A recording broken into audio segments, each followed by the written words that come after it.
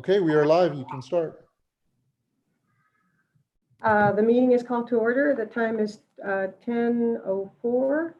And just prior to the meeting starting, our Director of Economic Development, Dr. Griselda Martinez, indicated that our ex officio members are present, and Councilor Mayor Pro Tem Emeritus Gil Sorg suggested that everybody go around the room, our virtual room, and introduce themselves, please. So we'll start with, well, the three people in front of me are Griselda, Gil, and Cassandra. So we'll start with, and I don't have the other people here. Let me see who the,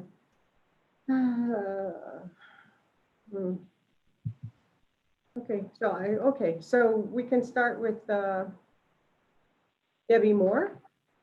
Good morning, councilors and staff and other members of the team. Debbie Moore, President and CEO of the Greater Las Cruces Chamber of Commerce. Great to be here. Thank you, Debbie. Glad you're here. And the next person, Griselda. Well, I'll call your name out and then you can introduce yourselves. Griselda Martinez. Griselda Martinez, Economic Development Department Director, and also Staff Liaison for the Economic Development and Policy Review Committee. And thank you. We're very fortunate to have you, Dr. Martinez. Oh, you too, Debbie. The next person would be Kathy Hansen. Good morning, everybody. My name is Kathy Hansen. I'm Director of the Arrowhead Center at New Mexico State University, and very glad to be here. Thank you, Kathy. Next person is Bill Tomsich. Is that the way it's pronounced? My name is Bill Tomsich. I'm with Air Planners, and we've been involved with this project since last October. Thank you. And I'm sorry, and you're with which group or which organization? Planners, the consultants that's working with the airport. Oh, yes. Thank you, Tom. And the next person is Anna Barron. Ms. Barron, are you on? Hi, good morning. I'm here. Anna Barron with Town Place Suites in the Fairfield Inn Marriott here in Las Cruces. Thank you very much. Nice to meet you. Nice to meet you. The next person is Andy Hume. Mr. Hume. Good morning. This is Andy Hume. I'm the Airport Administrator for Las Cruces International Airport and on the staff of the Economic Development Department. Thank you, Mr. Hume. Good morning. Good morning. The next person is Darlene Lopez.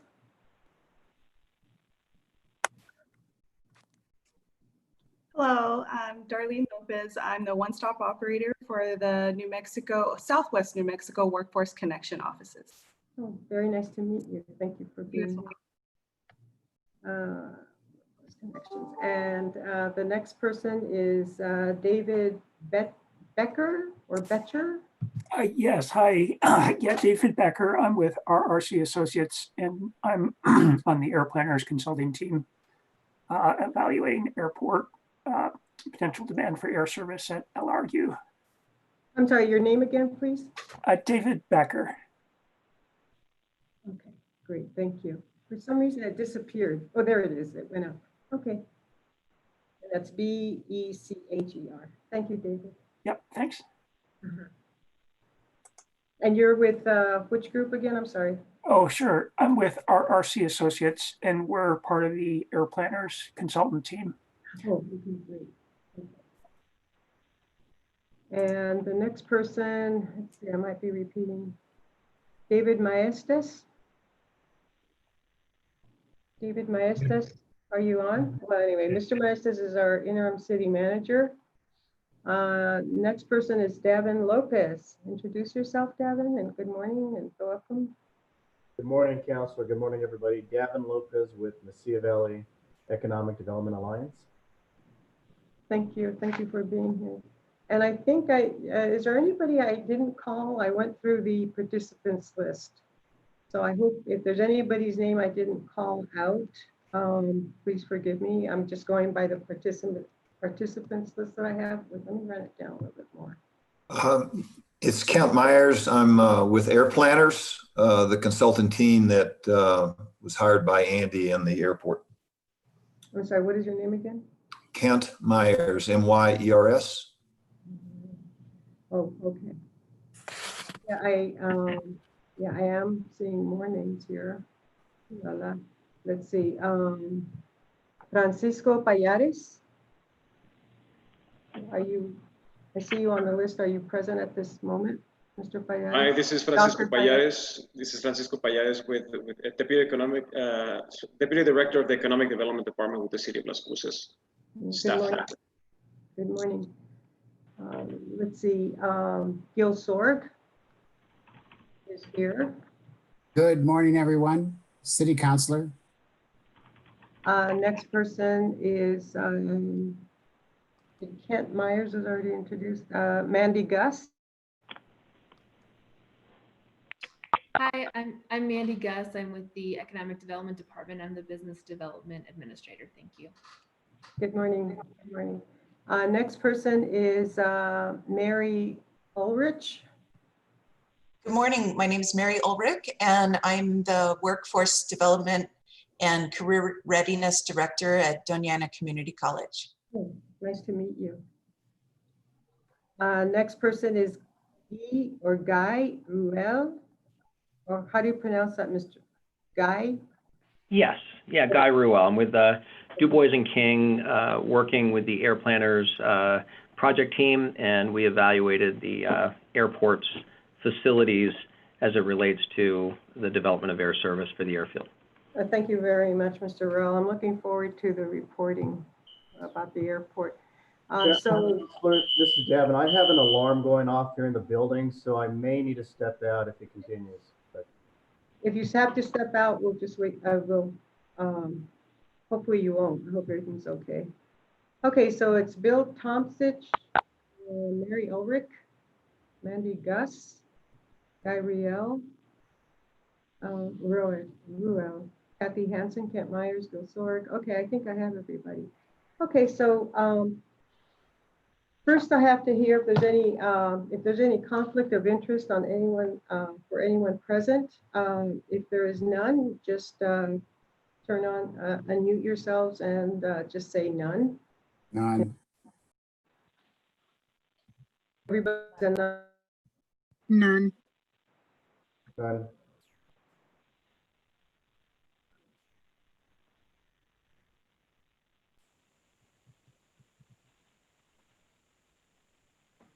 Madam Chair, I believe you're muted. Oh, good. I'm glad you didn't hear what I said. No, I said, I hope all of you don't have a conflict of interest. Otherwise, we'd have to, ask you to leave. But so presumably, or let's say there's no conflict. If anybody has a conflict, just say yes, and then you would have to leave the meeting. Otherwise, let's move on to the next item, which is the acceptance of the agenda. Are there any changes to the agenda or any requests for, no? Okay, let's move on. Madam Chair, I'll move to accept the agenda. Thank you. I'm sorry. Thank you. Is there a second? Second. Thank you. It's been moved by Councilor Sorg and seconded by who? It was me, Hannah Barron. Oh, yes, by Ms. Barron. So it's been moved and seconded to accept the agenda as presented. Thank you. All in favor? Yes. Yes. And, yeah. And next item is minutes for approval. I will also make a motion to approve the minutes of the last meeting. Thank you. Is there a second? There's no second to the motion to accept the minutes. I second that as well. Thank you, Ms. Barron. So it's been moved and seconded to accept the minutes for the meeting of June 17, 2020. We'll move on to discussion. First item on discussion is the airport in West Mesa Industrial Park updates. The first item to be covered is, in this order, is Las Cruces International Airport, then the Commercial Air Service, and then the West Mesa Industrial Park. Mr. Hume, would you like to conduct that meeting, please? Absolutely, Madam Chair. Thank you very much for the opportunity to address the PRC this morning. We're really excited about what we have happening out at the airport, and I look forward to sharing that here with you this morning. And assuming that we don't have any technological issues, we will get rolling here.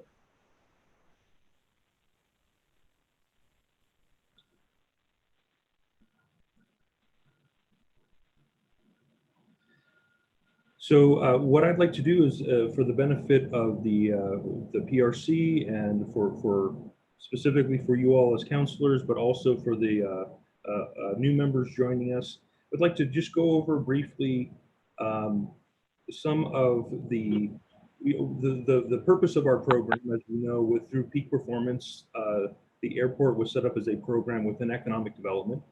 I'd like to give an update on our progress in meeting various strategic planning goals that have been set for us.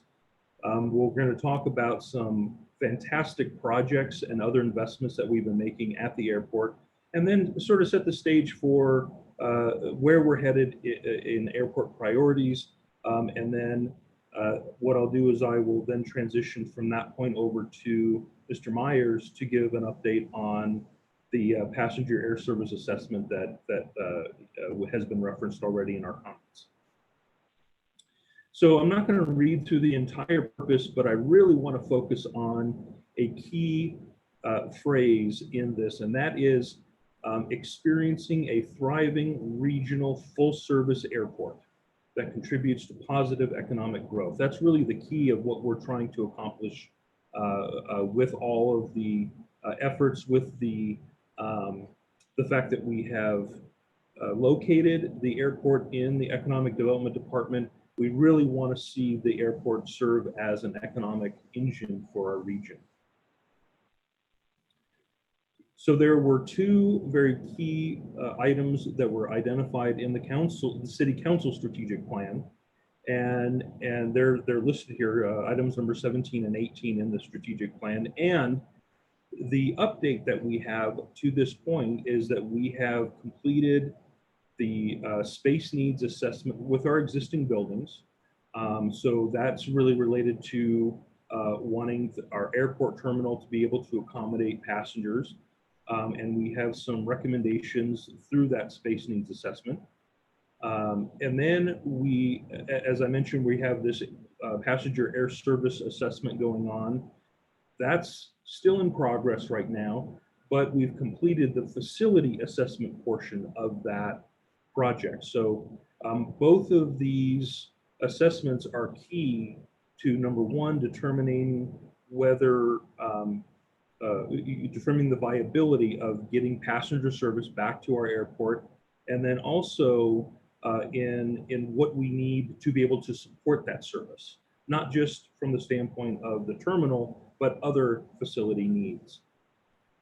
Also in the economic development strategic plan, we've identified— Madam Chair, could I ask a question about that last slide, number 4?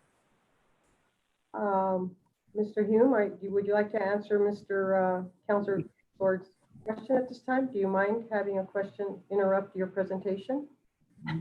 Not at all. If I will defer to that, Madam Chair. Yeah. Andy, I've often wondered what it means to have 20,000 employments. Can you give us a picture of what that looks like? You know what? I would actually defer that to our air planners team. Okay. Kent, would you be able to address that question probably a little bit better than I would? Sure. An employment are people getting on an aircraft and departing an airport. You have deplanements and enplanements. So it's just that simple, and it's a really common term that's used in our world as far as airport development service, air service development.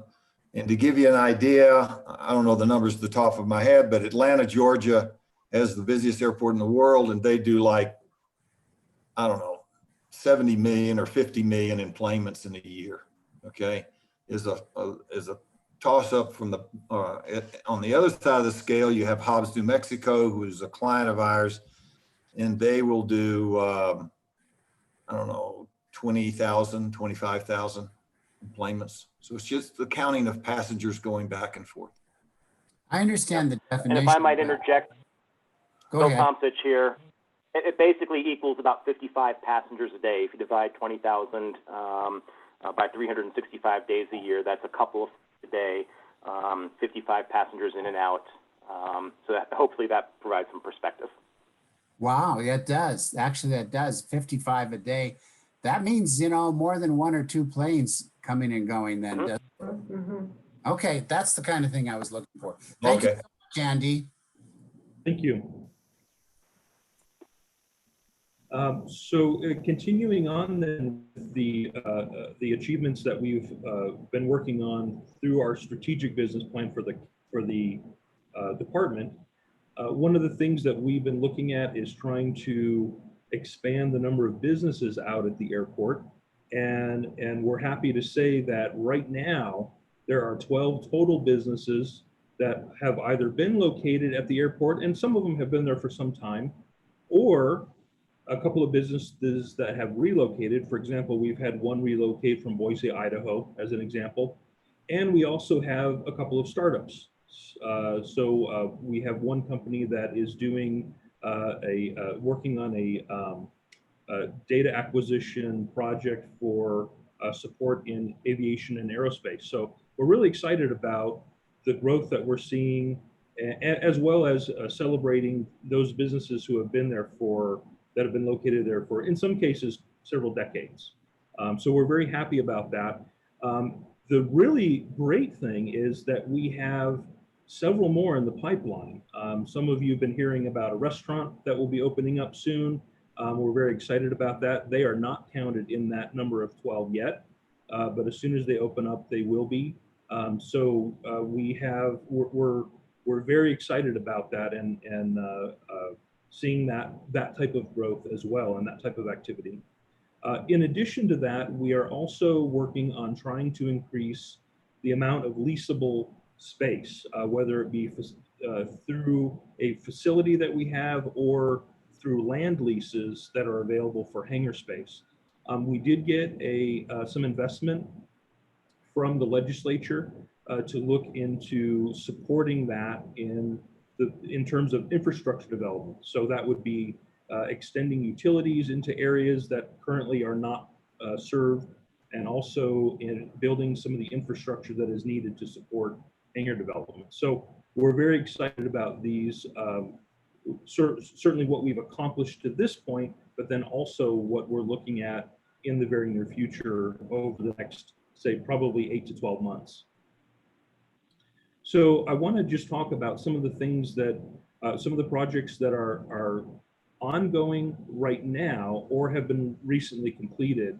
The picture that you see on the right is paving going on in support of the General Aviation Terminal Apron Reconstruction.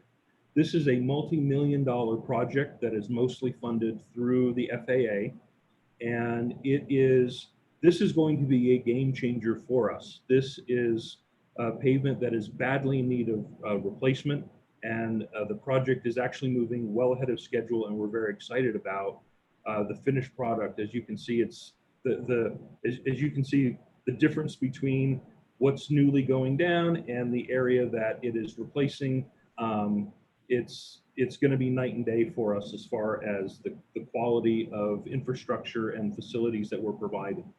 I'm not going to read through all of the other projects, but as you can see, the first 4 projects deal with pavement. We have nearly 1 million square feet of pavement to oversee and maintain at the airport. And so getting organizing our pavement maintenance and rehabilitation has been a top priority over the last 12 to 18 months. And so we're very pleased with the progress that we've made in getting everything up to very serviceable and frankly safe standards. I want to focus on also item number 5 there, the perimeter fence replacement. So some of you probably are familiar with seeing this video.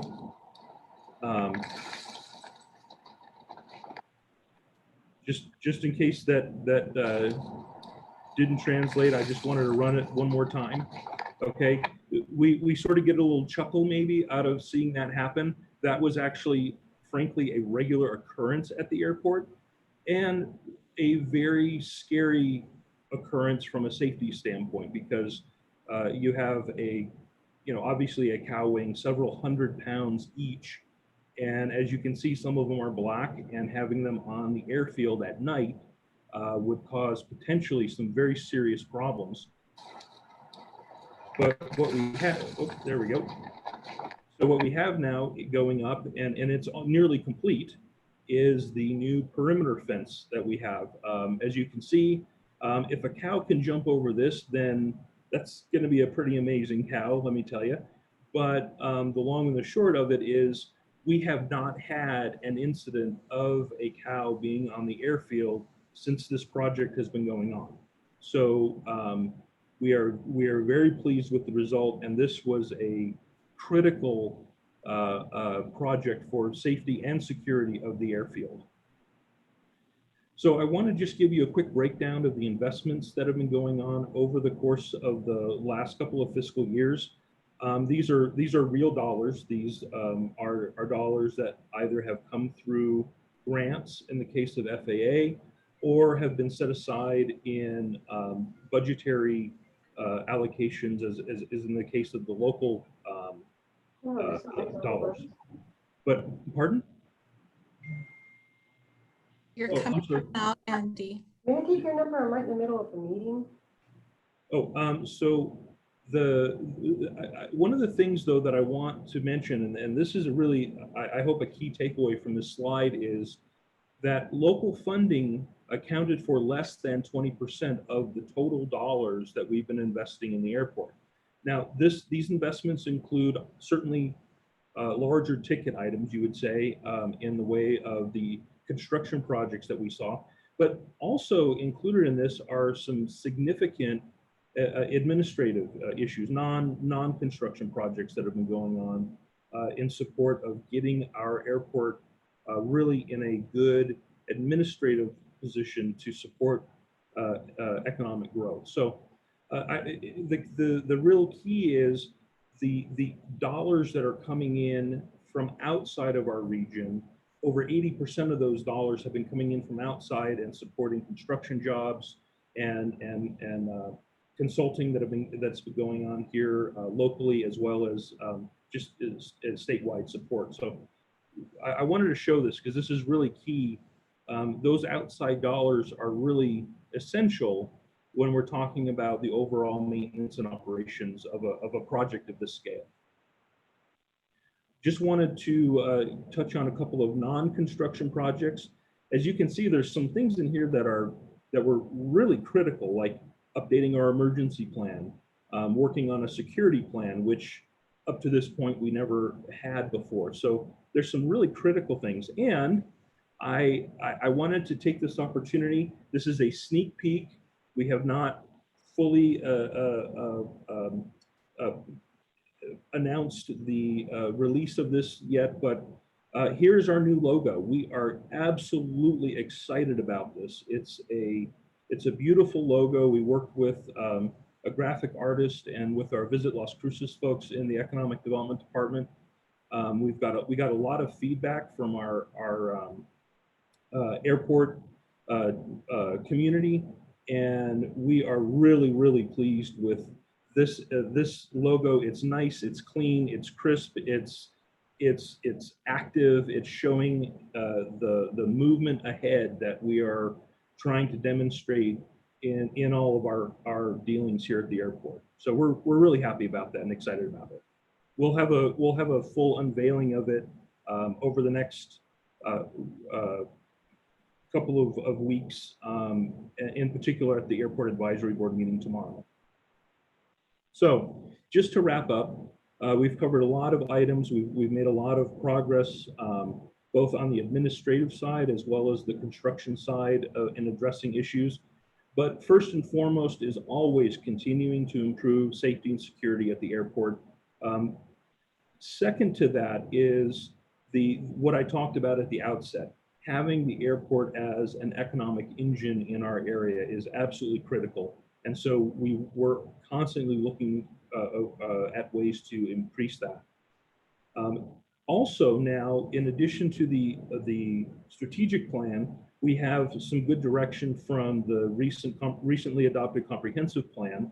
And we feel very good about this because as I mentioned earlier in some of our upcoming investments, expanding infrastructure is really going to be key to being able to more fully utilize the airport. We get regular requests for new hangars and those types of things. So all of this is with a view to improving utilization, which then feeds back into that vibrancy and vitality.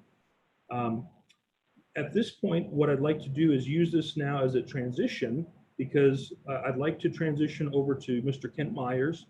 One of the things that we see as critical is finishing and hopefully implementing the passenger air service assessment. So with that, if there aren't any questions specific to my presentation here, I'd like to pass it over to Mr. Kent Myers to continue on. Does anyone? Thank you, Mr. Hume. Does anyone, excuse me, does anyone have any questions for Andy?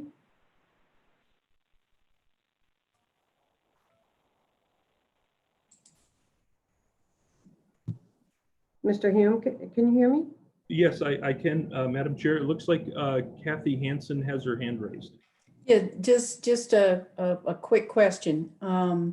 And that is the startups that have come out to the airport.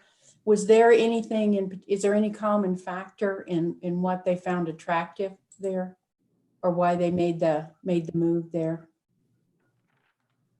That's a good question. The common factor is going to be aviation and aerospace. The other startup that we had is going to be working with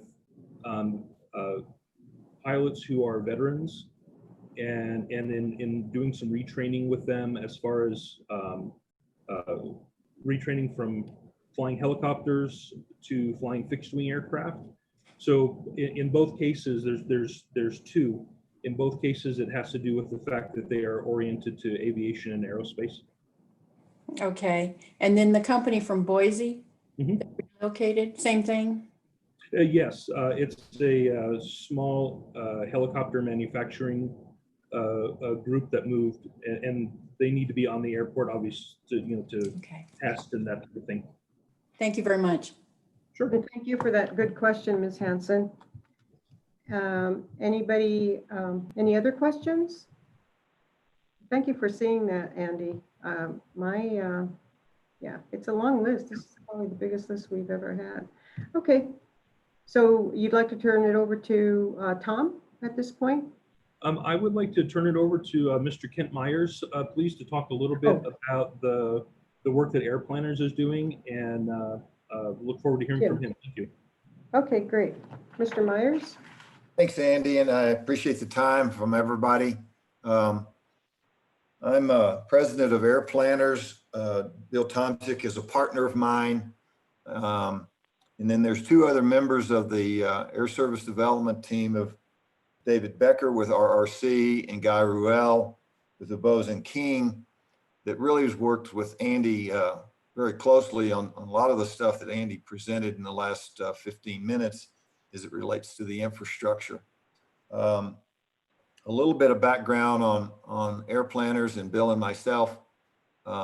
We've been doing this independently for over 20 years. We work with numerous community airports in New Mexico. We started service in Roswell and Hobbs. I've been involved with the Santa Fe Airport, the Taos Airport, all on different projects to develop service, cooperative funding, and develop community programs or community organizations we refer to as air alliances that are typically public-private organizations that financially support and market the air service to and from these communities.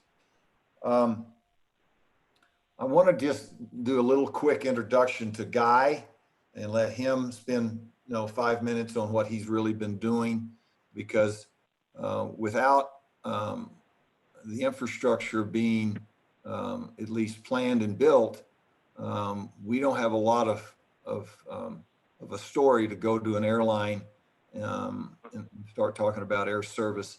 Then we'll get into the research with David Becker. So Guy? Yes, thank you, Ken. And thank you for the committee and the ability or an opportunity to speak with you folks today. One of the charges that I was put in responsible charge of was to look at the facilities at the airfield. As Kent had mentioned, you can develop air service all day long, and you can try to attract and bring in and gain interest from airlines to come use the airfield. But if the facilities on the airport are not up to standard or not adequate, then it's all for nothing, really. So what we did, my firm, Du Bois & King, worked on and completed and has submitted to Andy and Economic Development Group was a facilities assessment. And at a very high level, I can tell you that we reviewed multiple things. We reviewed the airport's runways. The airport's good to go for runway, so would support an airline. We looked at the taxiways. The taxiways are in good shape. They will support an airline. We looked at the facilities, then we looked at the terminal area and the facilities within that terminal area. An area that we did look at was, does the airfield have adequate fuel to support an airline and meet forecasted levels, meaning anywhere from, there was a gentleman earlier that asked how many flights a day and what does that mean for enplanements? Well, if you have 2 flights a day, on top of the current operations that are going on at the airfield, will the fuel farms and the fueling trucks and the staffing be able to support that? I can tell you that would be supportable up to a certain point. Beyond, when we start getting beyond 5 daily flights a day, then the fuel farm in itself will need to be reevaluated. But the fuel farm right now, adequate for up to 3 to 4 flights per day and up to about 30,000 enplanements. We then looked, we focused then, and as I had mentioned, in the terminal area, and then we also looked at the airfield, the airport certification manual. As you're aware, the airport is a commercial airport certificated under the FAA. It's considered a Class 4 airport. If you go from unscheduled Class 4 airport, 139 airport, which is what it currently is certificated as, and go to a scheduled operation, Andy will need to update the airport certification manual, and there will be some planning work that will need to be done and some updates. I can also tell you that when you go from unscheduled to scheduled, some of the areas that the FAA have not really focused on up to this point, because you've been unscheduled, there'll be a little bit more focus and desire and need to make some facility upgrades. Fortunately, Andy has been very proactive. One of them would have been the fencing. The fencing he's just completed, so that was a big undertaking, and it's I would say predominantly completed and underway, and that will not be an issue. But there will be other items the FAA are going to ask the airfield, and they're minor things, but it's going to require some attention on the airport's part. The other part of the airport certification manual that will need to be updated is if the aircraft, if you get scheduled aircraft of greater than 90 feet, more than 5 departures a day, and again, this is a few years out, more than 5 daily departures, your firefighting equipment may or may not meet the standard. It was a little, it was semi-clear to me that until you get to that point, the equipment that you guys currently have, the facilities for the firefighting is pristine. The equipment you have is pristine, but when you start getting above those 5 daily departures, you will have to update your firefighting equipment. So a few years down the road. Our primary find really, that back to Kent and circling back, was the terminal building. The primary concern would be the size and capacity of the terminal building. To meet the minimum standards for the airfield, in our report, to support up to 5 daily flights a day, the terminal building is deficit as it relates to the amount of space needed, and it's very well outlined. I won't get into details here, but it would require either additional additions added to the current terminal building, additions added to the adjacent building, and potentially upgrades, or what's in the current action plan that was done a few years back. It discusses building a large facility on the other side of the airfield. Our recommendations in the report outline additions first. Your infrastructure is in the terminal area now. It would be very costly to build an entire facility on the other side of the airfield right now and take a lot of time. So the recommendations that we made were to increase and add facilities to your current buildings. Lastly, I would say vehicular parking. We did we followed a lot of different methodologies on how to identify how many parking spaces that you need in the terminal area. And it was deficit right now and this is for 2 daily flights a day, about 60 parking spaces. And that's predominantly because the space that is there is used either by folks that are already occupying the 2 buildings that are right there in the terminal area, and it also is there's some users that use that parking space. So in summary, really, runways are good, taxiways are good, the fuel farm's good, fencing's good. It really is your terminal buildings, and some creative work will need to be done with your apron area right now, which is where aircraft land and park. So Ken, that's, I think, is a high level, as high level as I can get. I don't want to get too much in the weeds. Questions or comments from anyone? Go ahead, Gil. I think Councilor Flores is away at this No, point. actually, I'm here, Sorry. but I was taking notes. So thank you very much. Oh, by the way, that was Mayor Pro Tem Cassandra Gandara. I did not, she was not able to introduce herself. She had difficulties and I did not see her name, but thank you, Mayor Pro Tem. And who has the hand up? Gil Sorg. Yeah, it's me. I just want to make a comment. First of all, I love the assessment that you're doing here. Is so complete and understandable. That is really helps all of us, you know. A comment on the fencing. Yeah, this is something that we've been talking about since I've been on the council in 2009. I did not know it was almost complete or complete. And so it's awesome. I worked on an airfield for a whole year that my job was to keep these kind of animals from colliding with the planes. We called it bird strike control. A cow is a whole nother category of a bird strike. If that happened at the Air Force Base I was working on, I'd be fired. So the importance of that fencing can't be underestimated. And hopefully they'll keep a coyote or 2 out. You know, they can cause an accident also. So thank you so much for that presentation, for all the work you're doing. And I'm so pleased that the fencing is getting done. Thank you, Madam Chair. And thank you, Councilor Sorg. Ms. Hanson, do you still have your hand up, or did you have another question for Mr. Ruel? Ms. Hanson? I did not. I didn't take my hand down there. Let me figure out how to do that. Thank you.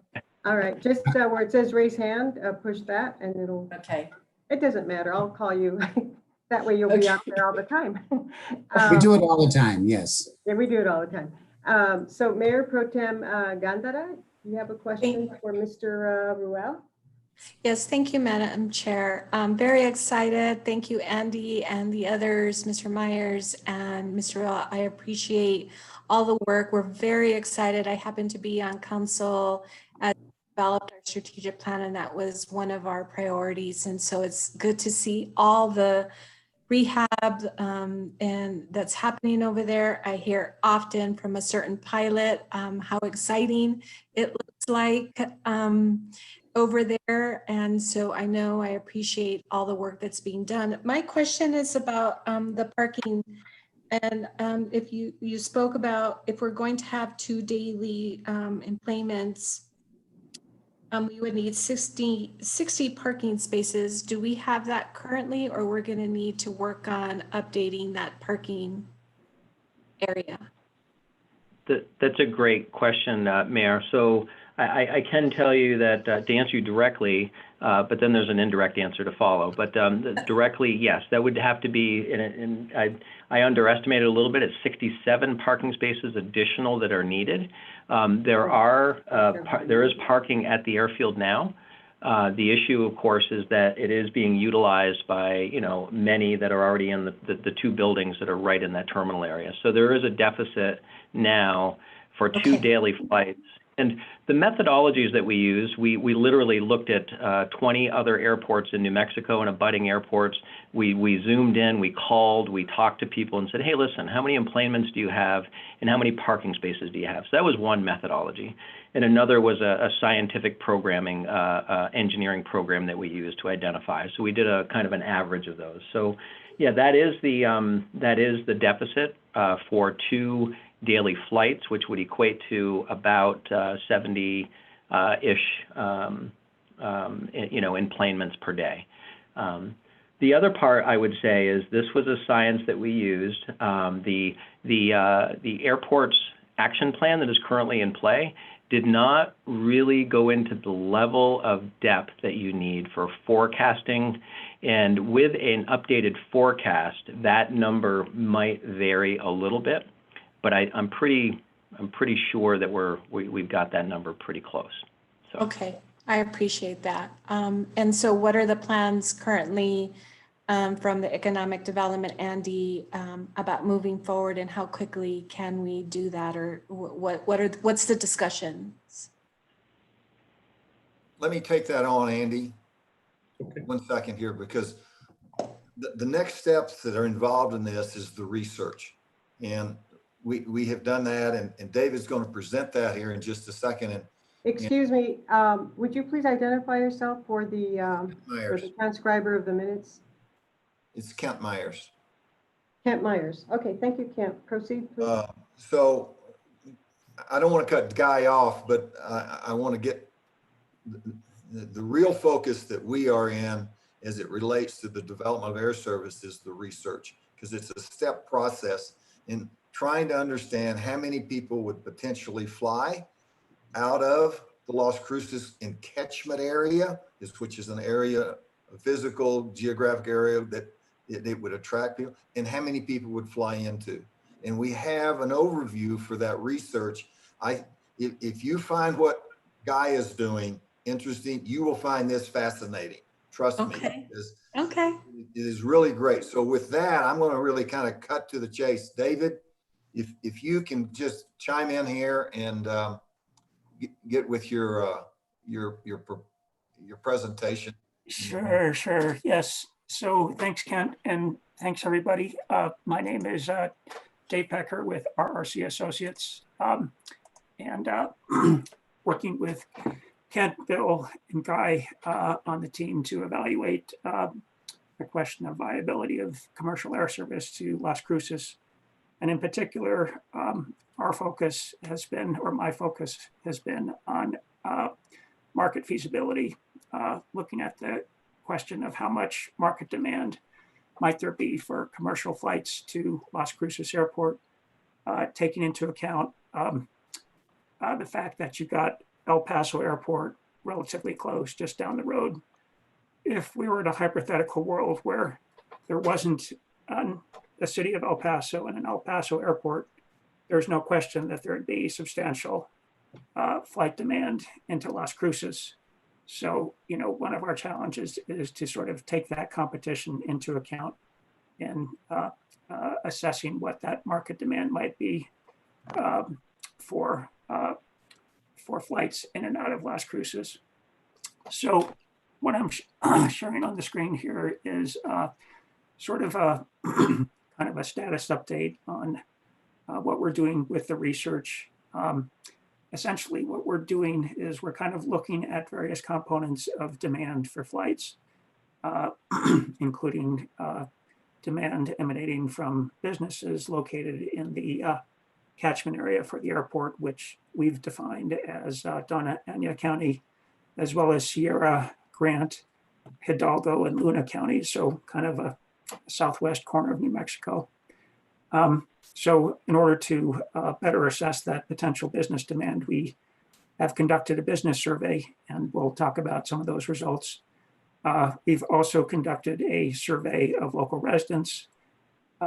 We've done some analysis of enplanement patterns at the El Paso airport, which is instructive insofar as most of the local traffic in and out of the Las Cruces area is currently using the El Paso airport.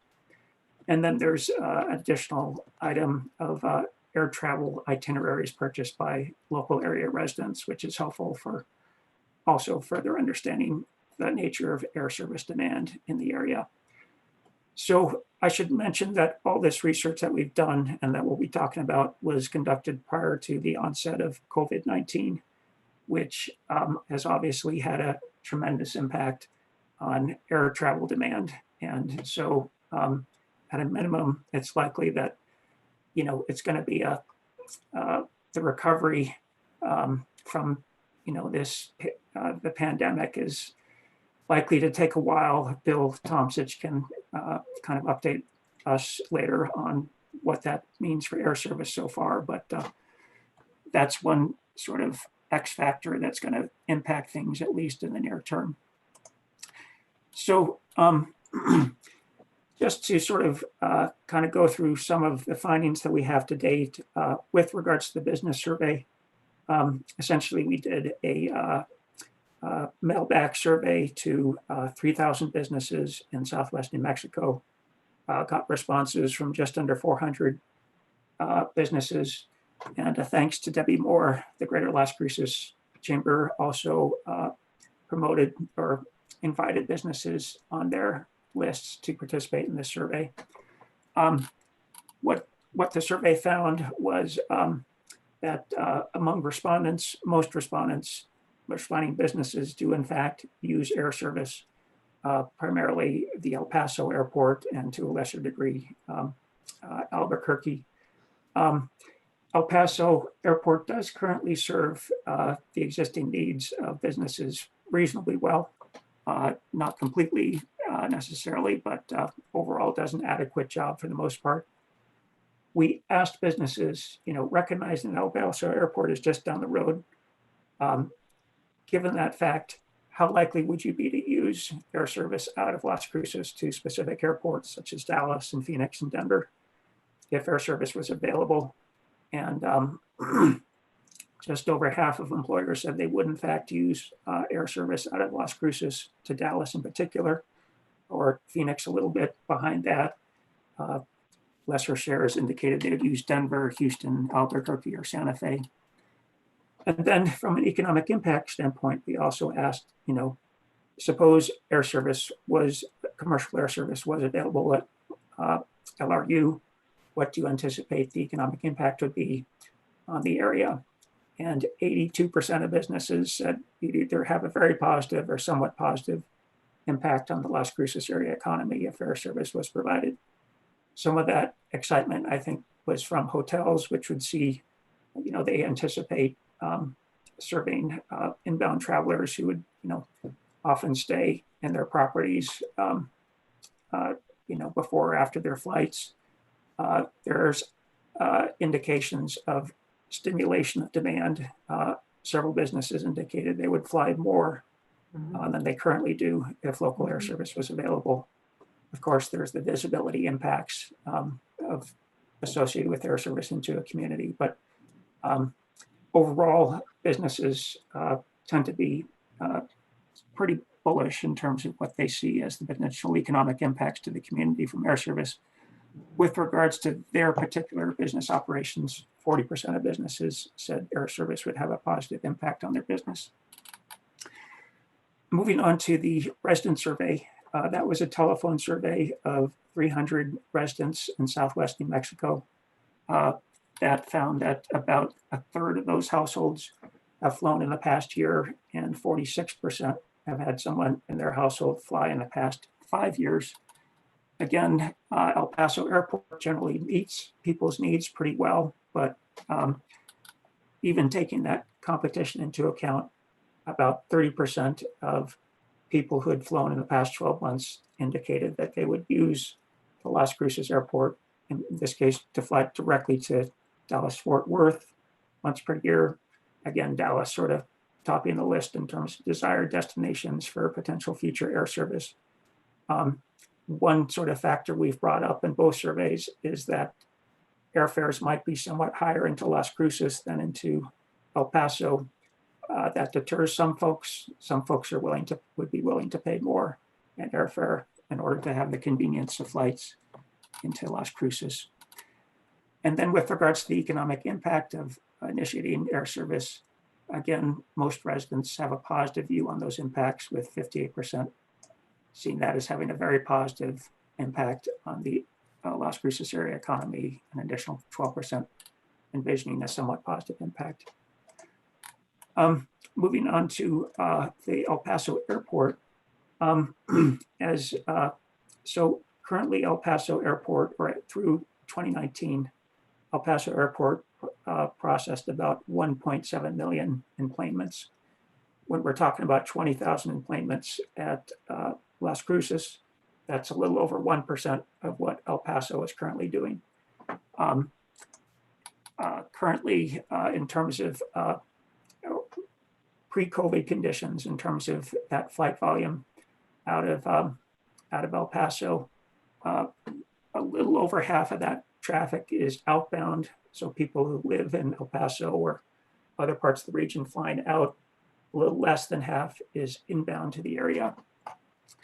And with regards to that outbound traffic, one thing we did was we looked at cell phone mobility data of people using the El Paso Airport terminal to see where they live. And overall, about 13.9% of folks who used the El Paso Airport terminal in 2019 were residents of Donna Ana County, and about 15% overall were residents of the catchment area, indicating that a significant share of that traffic out of ELP originates locally from Las Cruces and could be good candidates, for demand for air service from Las Cruces.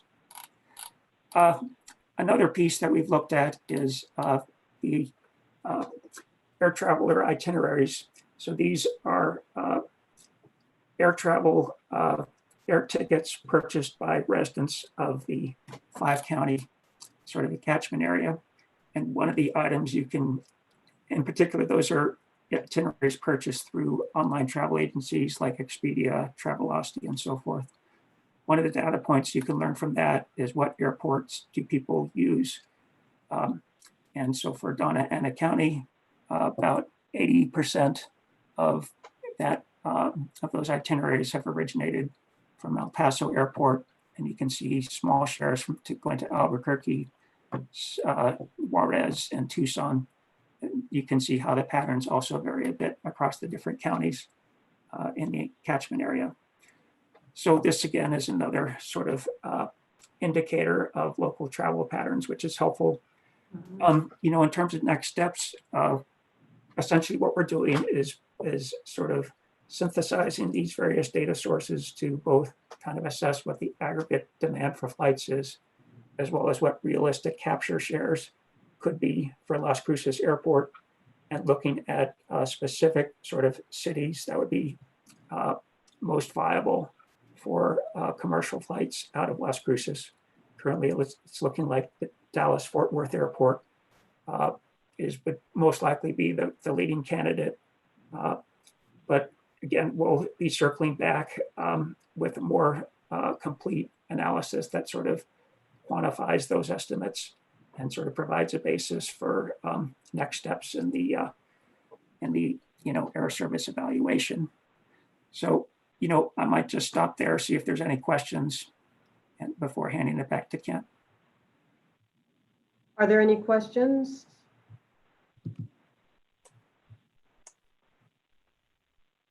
Debbie, do you have a question?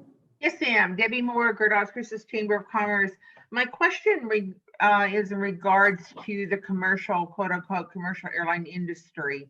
With the impact of COVID and the element of the unknown of how COVID is ultimately going to definitely impact the airline industry, would you say that Las Cruces is poised to really attract perhaps what I think is going to happen is the boutique airline or sort of that rental airline industry that I think is going to come about coming out of this COVID? Great question. And, maybe I'll actually, Bill Tomsich is an expert on sort of the current landscape on how the air service is evolving. So maybe I'll let Bill chime in. That is a great segue to exactly what I wanted to speak to here. Thanks, David, and a nice presentation. David talked about the landscape and the potential demand of what's happened. Excuse me, this is Chair Flores. Would you please identify yourselves when you start speaking, because the transcriber goes by what she or he will be hearing. I apologize, yes. Right. My name is Bill Thompson, and I've been involved with Air Planners, partnered with them, and have been involved with the Las Cruces project since prior to last October during our first visit there. But I wanted to talk a little bit about what's happening in the current landscape, post-COVID, and what's happened to the airline industry, because obviously it's been greatly impacted by a dramatic reduction in demand. And what's really happened, things hit rock bottom in the middle of April. About April 14th, the total number of travelers that were processed by the TSA was less than 90,000, 87,000 passengers to be exact. So that was down more than 96% from a year ago. Things have been steadily bouncing back. Just earlier this week, on July 12th, there were 754,000 passengers who flew within the United States. So that was at 28% of last year's levels, as opposed to 4%, but that's still down just over 70% from a year ago. But there are signs that demand is coming back. And using a specific example, just down the road in El Paso, and David, thanks for talking about the enplanements there at 1.7 million enplanements. That helps put things into perspective. So basically that averages 4,732 passengers a day. That was last year, calendar year of 2019, on an average of 53 departures per day. So 53 flights out, 53 flights in is basically the makeup of El Paso's traditional air service on 7 different airlines. That averages about 89 passengers per flight. So what's happened in El Paso, and we're paying very close attention to this as consultants for all the other markets that we're working with, we're watching very carefully what happens to the demand rebounding. In terms of capacity, El Paso's capacity was down 69% in June. Currently, it's down 61% from last year's levels in July. But starting in early August, the airlines, particularly American and Southwest, are adding some capacity back into their schedules. United and Delta as well. So August is now scheduled to be down 37% from last year's levels. Latest booking trends are that it doesn't look like the demand is quite keeping up with those capacity increases, so they may be trimmed back somewhat, but the trends are heading in the right direction. But one thing that is clear is the industry itself is not going to return to pre-COVID normals for quite some time. This is both a challenge, but it's also an opportunity. I view this as a tremendous opportunity for airports like Las Cruces, because if we were having this discussion a year ago, the number one challenge we would have had at 2019 levels is trying to find available aircraft to serve a new market like Las Cruces. That is the least of the airline's problems right now. They're actually looking for places to fly their airplanes. In fact, there was a recent public meeting in another airport in other corridor of the state of New Mexico that announced the intention to launch new service from Farmington to Denver with SkyWest Airlines operating as United Express. starting this October. So that is actually accelerated beyond what happened, beyond what was already planned. So I really view this as a great opportunity moving forward, and I just want to put this in perspective of what this looks like. 20,000 employments a year would be about 2 flights a day to start with here at Las Cruces. Thank you so much, thank you, Bill. Any other questions? Any other hands up? Do I see any other hands? Madam Chair. Dr. Martinez. Yes, Madam Chair. Just to make sure that we have a clear summary of the work that has been done specific to commercial air service at Las Cruces International Airport, I will ask Andy to help us summarize what we have done up to date and then next steps. And I think that would help for all board members to have that very clearly defined. Well, thank you. But Dr. Martinez, if I may, I'd like to ask the one question of Mr. Becker. Was it Mr. Becker who gave the presentation? Well, Debbie had, Ms. Moore had a very similar question.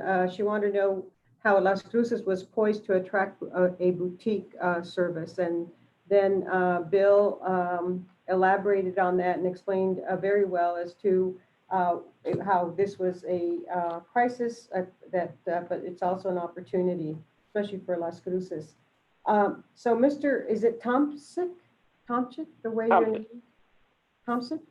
So thank you very much, but my question is, not bad, but my question is, you said that Farmington is being looked at as a potential, or is Farmington, who is looking at it, if that's what I understood, or is it Farmington who's looking to open up their airport? And how is that looking, and how, if that happens, how would it affect us down south here in Las Cruces?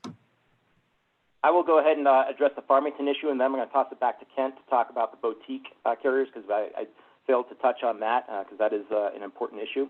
But Farmington had a city council meeting recently where they did announce publicly their intention to start United Express service with a 50-passenger regional jet contracted with SkyWest Airlines to operate from Farmington to Denver starting in October. That's an acceleration of their original plan, which was to start it sometime in the year 2021. So that is, it's not necessarily a boutique carrier, it's actually a regional carrier, so contracted with the operator of SkyWest. And then, Kent, I will toss it back to you to say a few comments about boutique operations, because that's something you're quite familiar with. But Mr. Tomasic, are they positioned to actually have something up and running? I mean, it sounds like they have an operational airport now, whereas we're barely literally getting off the ground, or figuratively getting off the ground on all of this. It looks like we're maybe 75% there under Andy's leadership these last 2 years. But so are they ready to open up an airport in 2020? I'm just really curious about that. I mean, how can Farmington have an airport? They have had service, a lot more consistent service in the recent past than history has at Las Cruces. In fact, they only lost their most recent operator, Great Lakes Aviation, when they went bankrupt the year before last. So they've only been without service for the last 2 years. But there were some facility upgrades required to accommodate the regional jets that are starting to fly in there now planned for October, and those have since been accomplished. And what's their FAA certification? They are a Part 139 airport. And we are, what is our certification? Part 1. We're uncertified, right? No, Guy, if you're still on, I don't want to step on your toes here. Yeah, they're both, to answer the question, thank you. This is Guy Ruel speaking. They're both the airports, Farmington and also Las Cruces, are Part 139 airports. The difference is Farmington has a scheduled certificate, and Las Cruces currently is what's called a Class 4, which means you have unscheduled air service. Oh, it's unscheduled. Oh, okay. Yeah, that makes sense. Yeah, that's, yeah. Okay, great. Thank you for answering my question. And then another gentleman was going to address Ms. Moore's question about the boutique. Yeah, this is Kent Myers. I will address that. Part of the research that we've done is there is demand for intrastate service within the state of New Mexico. Flights to Albuquerque or Santa Fe for quick turnarounds of getting there and getting back in one day, which I know because I'm familiar with the region. And traveling all the way up I-25 is a journey to try to get to Santa Fe. Those options are available.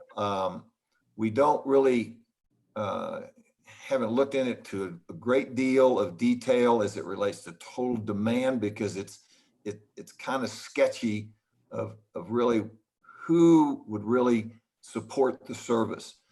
It is a higher price service because of the type of aircraft that they use. It's a smaller aircraft. Pilatus is one of the favorite ones that they have and use, and you can only put 8 people in it. And so it's something that is available. I mean, Silver City has it, but they're heavily subsidized because they're the essential air service airport. So we are really focused more on the larger commercial service going to Phoenix or to Dallas or to Houston, so forth and so on. So I've got one other comment and kind of a wrap up here to a certain extent, and I know we're running out of time. I just want some high level points. If you think 13%, what David is saying, 13% of the passengers that are using the El Paso airport are from the Las Cruces and catchment area, and they have 1.7 million enplanements. That means 220,000 passengers annually are coming out or going to your catchment area. To achieve a 20,000 annual enplanement is a very achievable goal that we look at.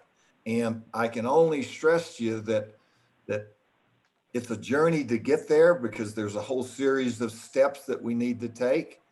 But it's ironic that Farmington, New Mexico announced this service, because I went back and looked at the demographics, and it's amazing to me the similarities that these two communities have, except one. And one is that you're about 60% larger. And the point being is that if the Farmington community can put this together, I think it bodes well for the city and the region around Las Cruces to be able to have air service and legitimately compete, because Durango Airport is only 50 minutes away, and it's a pretty easy run to go over there and catch a plane. That's where all their flights or passengers are going. But we're going to watch that program very closely. They did receive a US DOT grant several years ago, which was $850,000 for the subsidies of the program and marketing.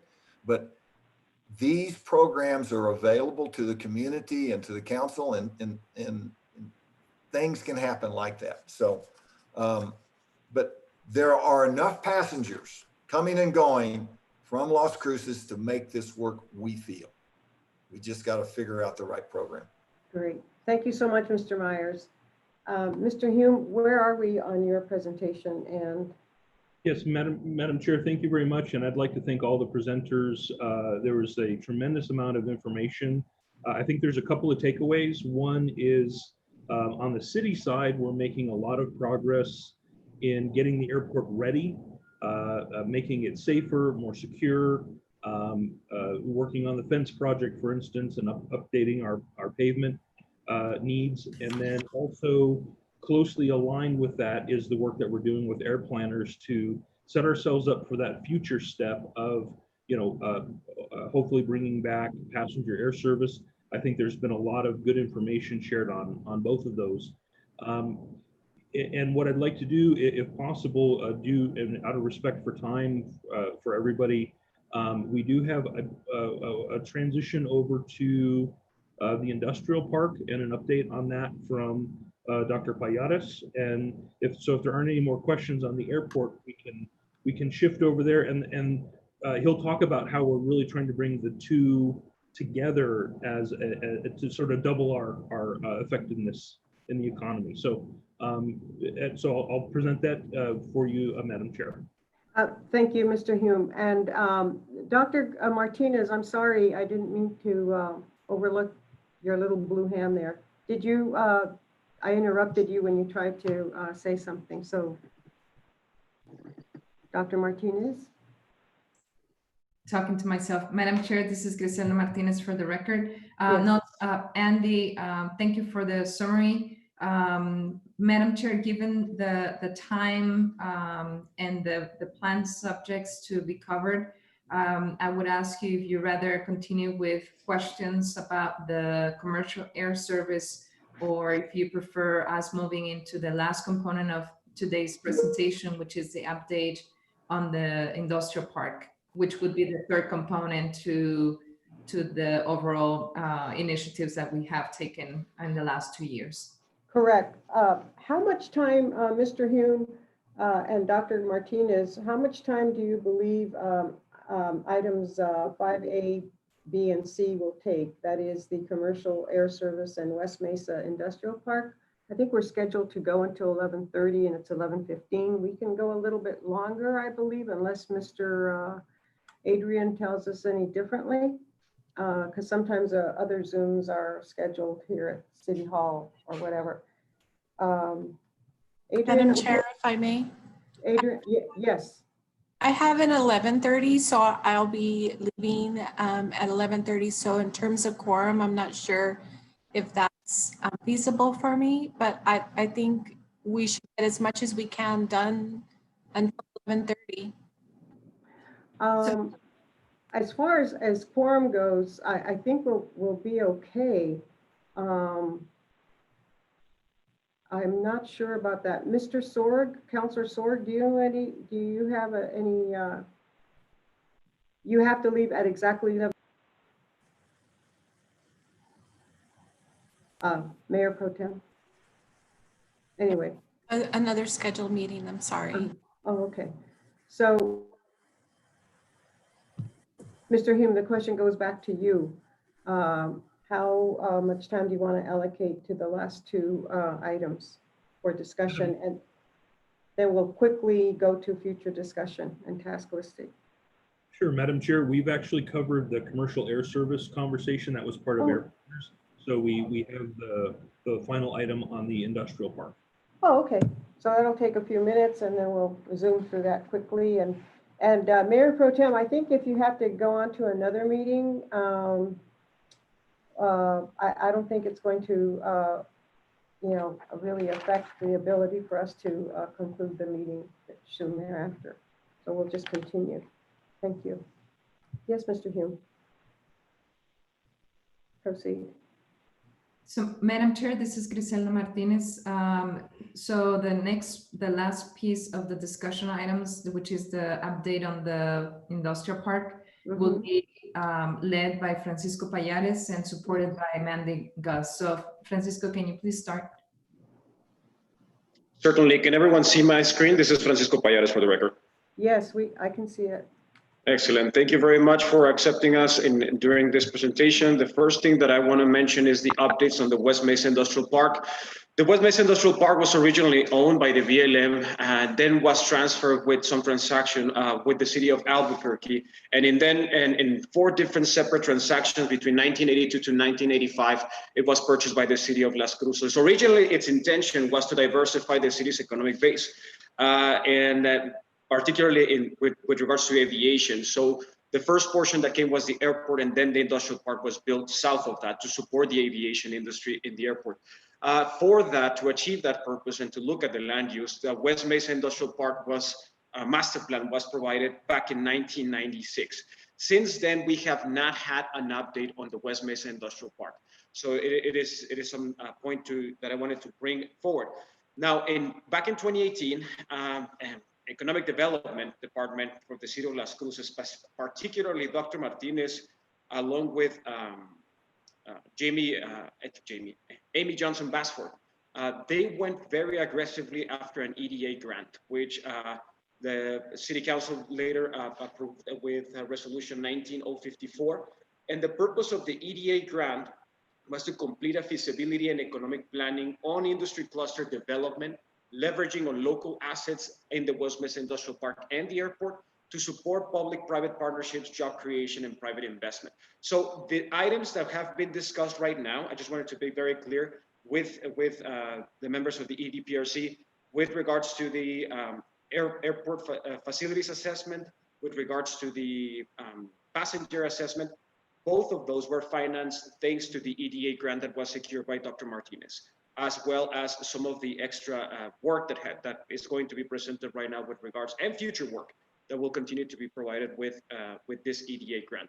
So with that, we had a discussion back in 2018, and we started saying, so what is a strategic way to go about this?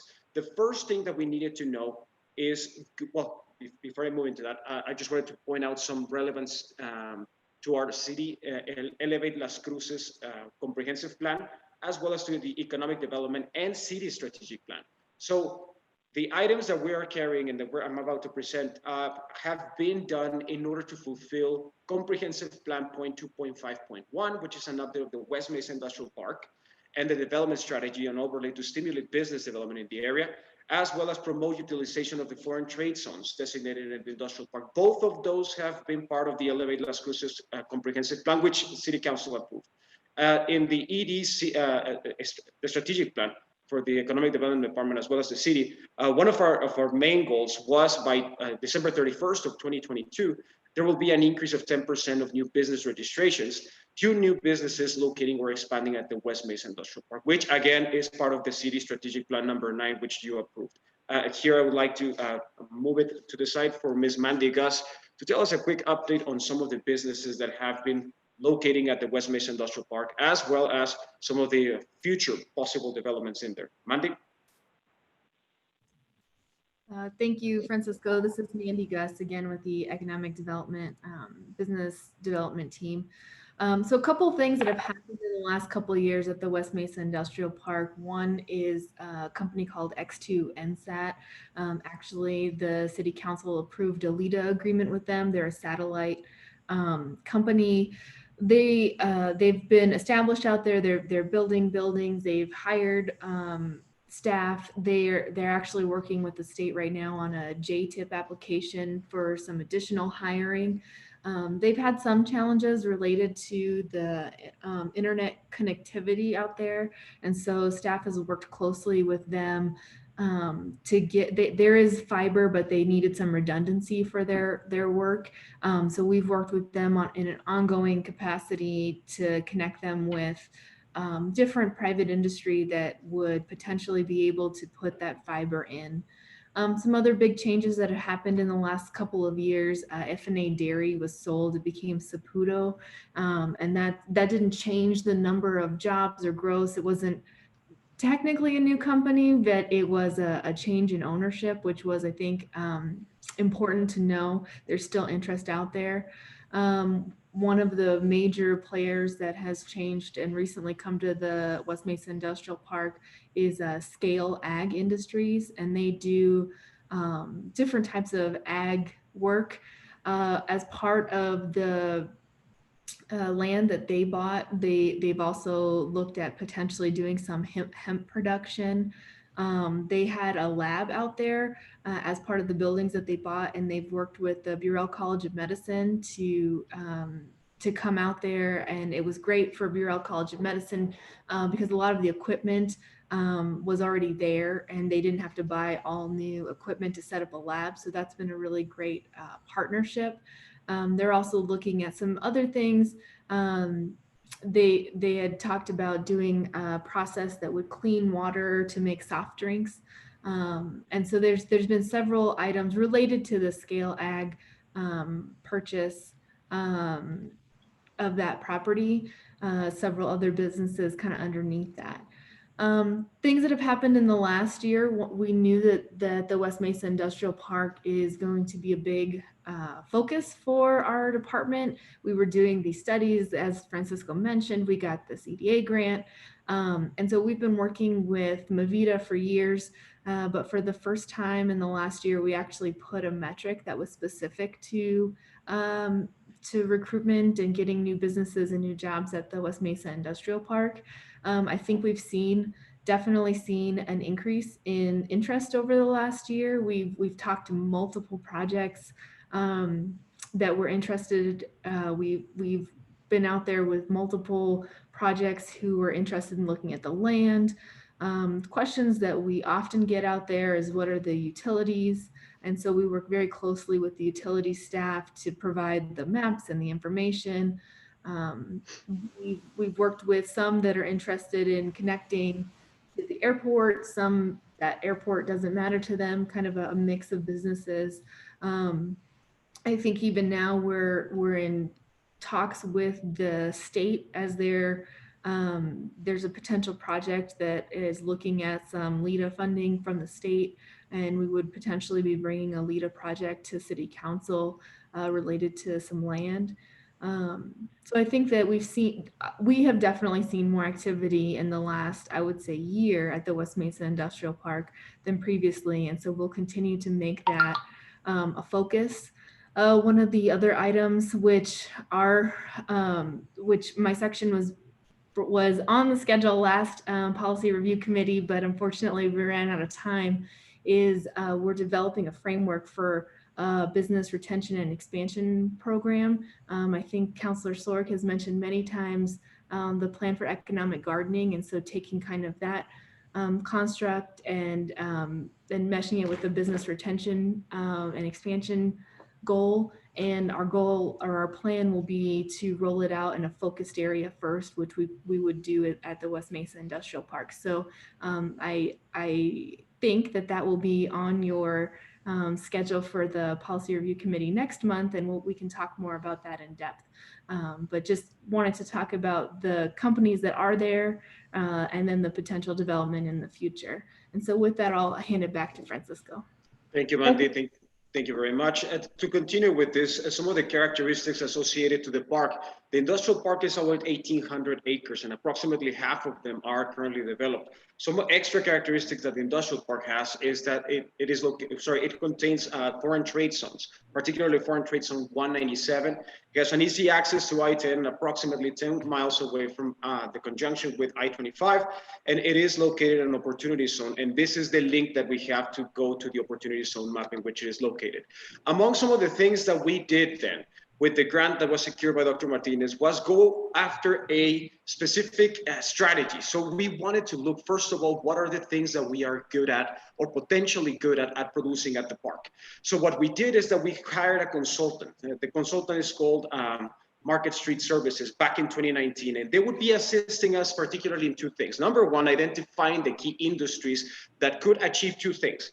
Number one, build on the current assets that we have at the West Mesa Industrial Park and the airport, as well as the current existing economic conditions of Las Cruces, and that it had potential for growth so that it would diversify the local economy. And number two, they asked from us was that they would provide a clear implementation guidelines as to how to grow the industrial park. What specific actions did we need to take in order to make this happen? So with that, the consultant carried a very extensive process of going with the public. Actually, they held sessions with tenants at the airport, tenants at the West Mesa Industrial Park, large employers. Even Councillor Eggman was part of this because this is his district. And Councillor Bencomo was invited to the last meeting once she took office with regards to this. So even council members have been present at this meeting. So what was the strategic industries that the consultant provided? Number one was aerospace, aviation, and defense. And the reasons of why this came up as one of the strategic industries, it was for multiple reasons. Number one is that Las Cruces is home of 1 out of 7 test sites for UAS nationwide. The second one is that the PSL and NMSU opportunities that we have for economic development are are present right there, right? Having the physical science laboratory and being able to do some testing and being able to do some development, technical development, supports that specific industry in a lot of ways. The city's southern location climate advantages for aerospace, and particularly what they were meaning in this is that we have the restricted airspace that allows us to develop some of these industries within here for research and development as well. So the county has a high concentration in relevant occupations, particularly aerospace engineers, mechanical engineers, electrical engineers. Not only that, once you start counting other places such as El Paso County or even engineers from across the border, you have a very strong workforce that can support this. There are incentives from the state in the aerospace and aviation firms. The next portion is that Virgin Galactic and Spaceport America are both headquartered here, and we have close proximity to military installations. The second industry that was relevant in the West Mesa Industrial Park was captured with advanced manufacturing. One of the main things is that the USMCA will increase the share of North American source production. So the bigger the share that has to occur in North America, thanks to the USMCA, will have to occur. And we could potentially leverage on that specific action. Doña Ana County is a top source private sector exports in New Mexico, and the reason why we are is because of Santa Teresa. So I'll start going once we start describing some of the implementation guidelines. Also, the collaboration with Arrowhead was a selling point, as well as the large FTCs or foreign trade zones that meets the needs of many industries. And forgive me for missing the point right there, but it meets the needs for some industries, specifically manufacturing, as well as that the West Mesa Industrial Park is an opportunity zone. The other thing, the other industry was identified with regards to the West Mesa Industrial Park was value-added agriculture. And the reason for that was the proximity to the raw materials, as well as the research carried out at the Agricultural University with New Mexico State. So that has a lot of potential and a lot of growth with regards to this. Not only that, Arrowhead has an the AgSprint, which is a startup accelerator program that is available for those industries. There are incentives for agriculture and manufacturing, as well as some opportunities that are emerging from the hemp industry.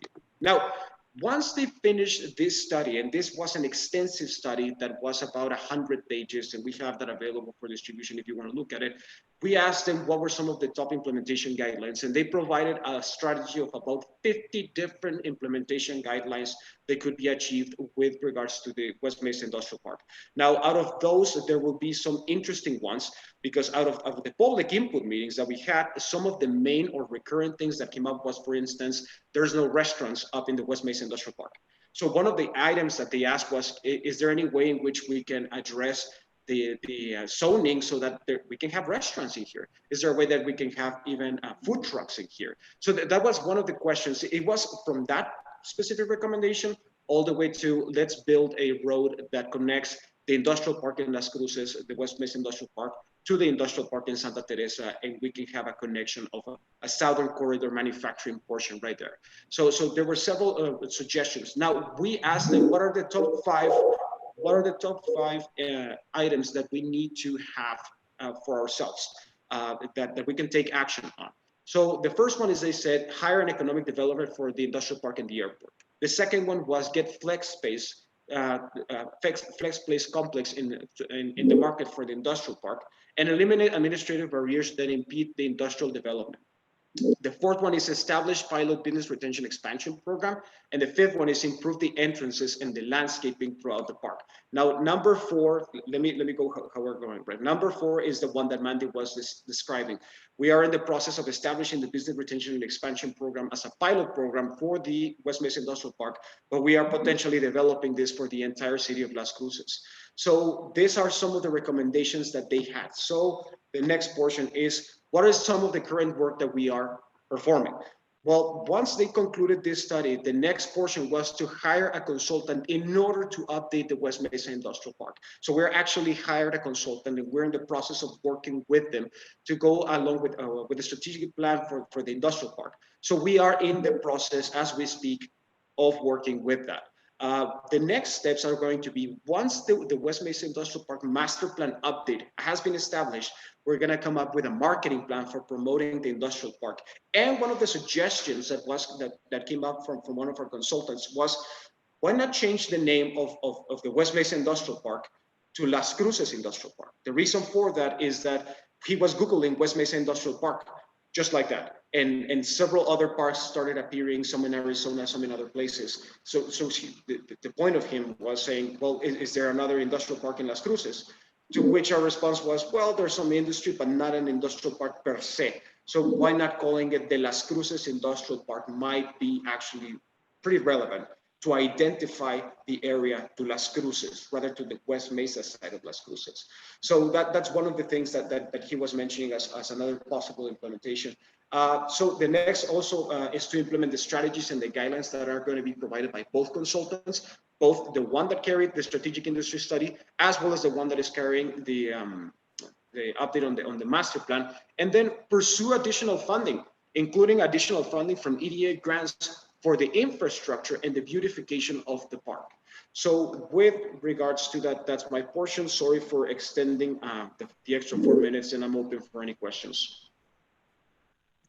Francisco, this is David. I have a question. In terms of a name change and trying to integrate. Is that you, Mr. Lopez? I'm sorry. Yes, yes, Councilor. Davin Lopez with Mesilla Valley Economic Development Alliance. Yes, proceed. In terms of a discussion of a name change and trying to integrate the value that the airport provides to an industrial park, that proximity, and integrating the industries together, maybe I might recommend something that's like on the multimodal version of it. So maybe like Las Cruces multimodal park of some sort, but just food for thought going forward. Thank you, Davin. And this is Francisco Payares for the record. Actually, that's one of the discussions we were talking along with Andy. How can we combine the strength of both the international airport in Las Cruces with all the things that are going on, along with combining it with the industrial park? So several names have been rolling within us. So was your suggestion the intermodal park, or what was the suggestion again? No, I would say multimodal, because then it can play on the opportunity that we are next to interstate as well as to air transport. Thank you, David.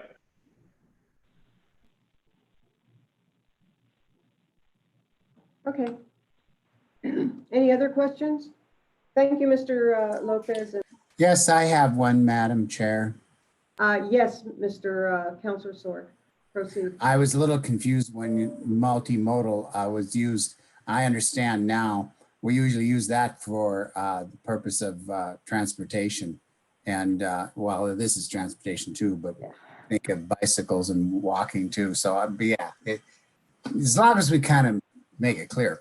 I just wanted to add one little tidbit of information to Mandy's presentation there, her talk.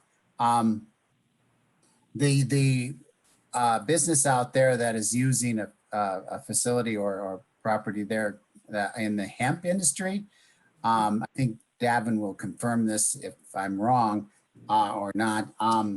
This is the property that Sapphire Energy was using, and they were using it for developing their algae producing fuel. And of course, when the price of oil crashed, they went belly up, or they abandoned there. And this is an ideal spot for the hemp industry with the equipment or the facilities they have there. And so this is a win-win, you know, for us. We lost one and we got a good one back. Hopefully, cross our fingers that it does work out.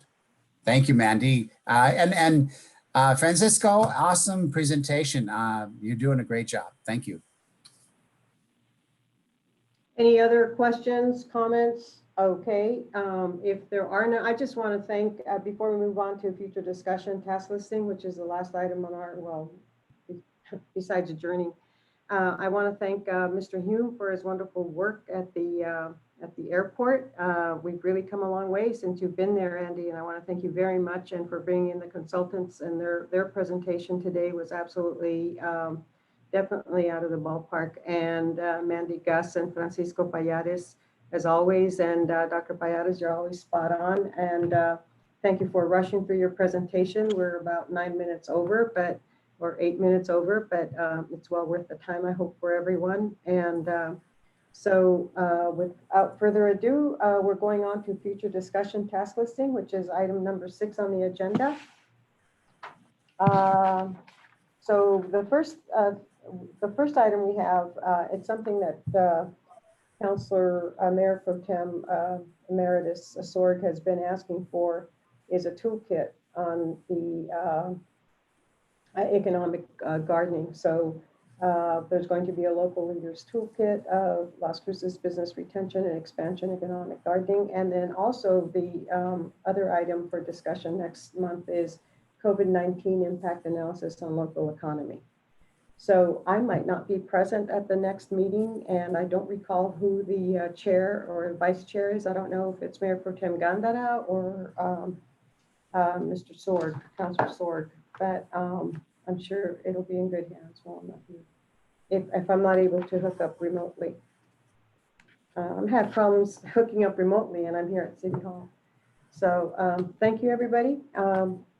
Dr. Martinez, would you like to address the future discussion task listing? Yes, Madam Chair, as you pointed out, those are the planned future discussion items. We can finalize it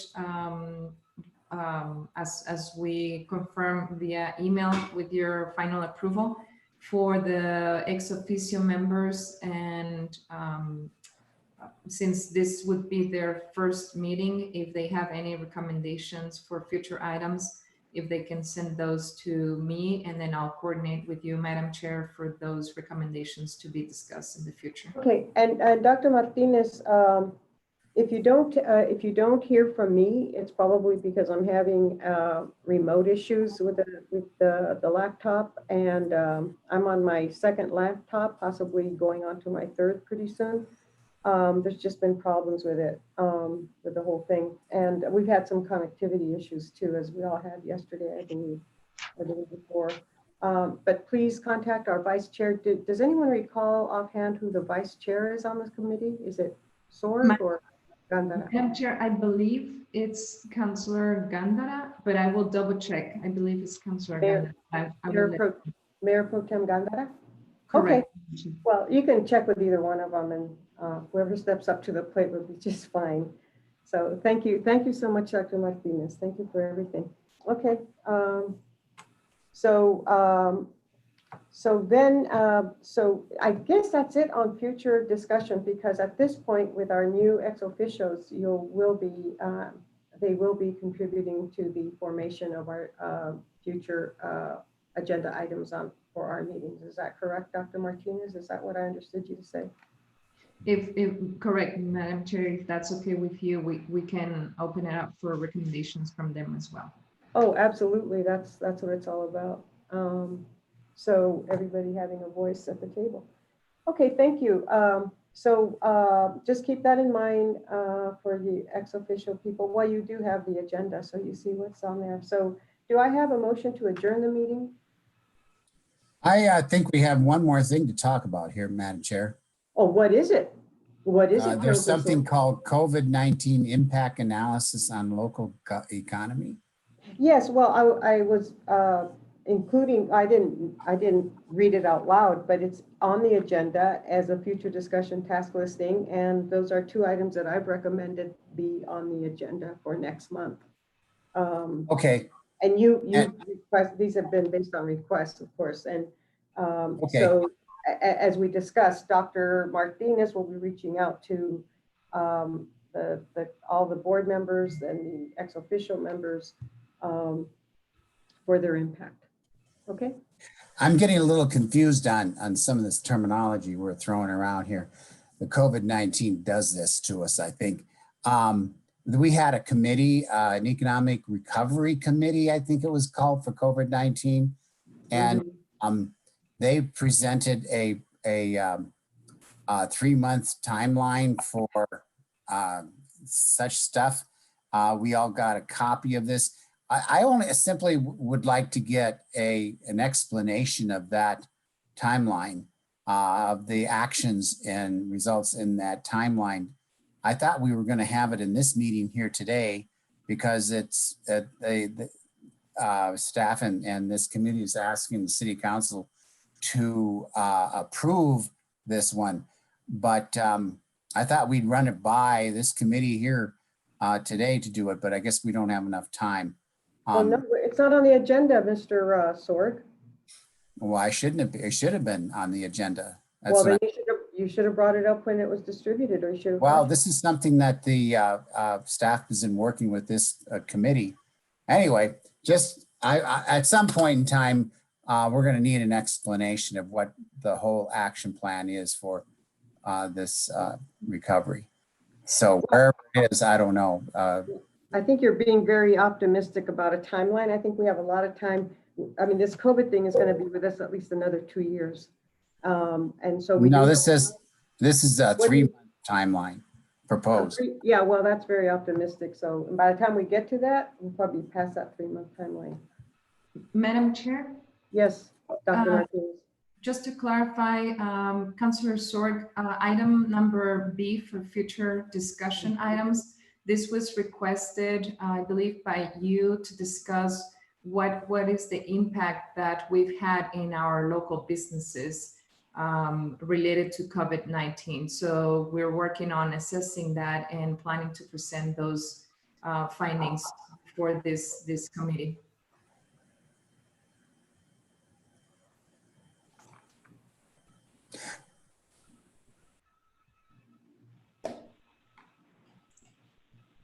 Councillor Sorg, you're on mute.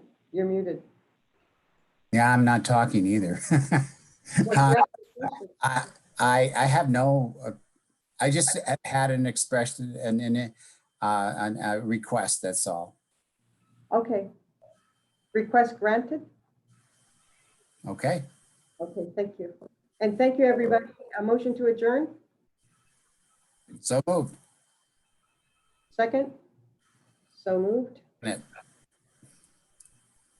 The meeting is adjourned. The time is 11:45. Thank you, everybody. See you next month. Bye-bye. Have a good day. Bye. Thank you, everybody.